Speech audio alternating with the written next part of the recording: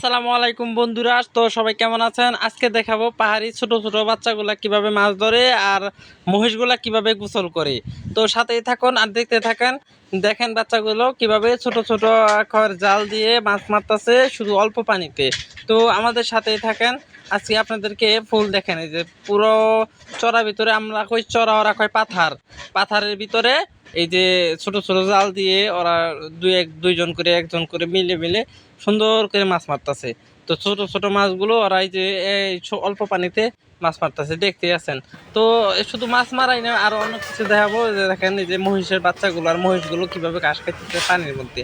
আর আমাদের যে গ্রামের বদ্ধ লোকেরা আছে ওদেরকে চড়াই তো নামানি জানা যদি বৃষ্টি পানি থাকে। আর দেখেন এই যে পাইনা ঘাসি খাইতেছে। আর মহিষগুলা কইছিলাম না যে মহিষগুলা কিভাবে গোসল করে, দেখেন এই যে গরমের চোদনে মহিষগুলা সব নাইমা একেবারে ঘাটের ছোট ছোট ওই যে গর্ত আছে পাথারে, সেই গর্তের মধ্যে নাইমা নাইমা ডুব পারতাছে।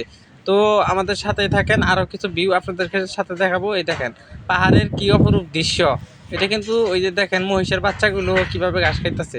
তো পাহাড়ি আসলে জীবন কালচার আপনাদের কেমন লাগে সবাই একটু বলবেন।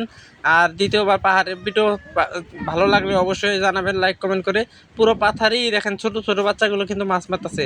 তো আপনাদেরকে সেরকম জুম করে দেখাতে পারলাম না। যাই হোক, তো কীরকম লাগলো আপনারা অবশ্যই জানাবেন কমেন্ট বক্সে।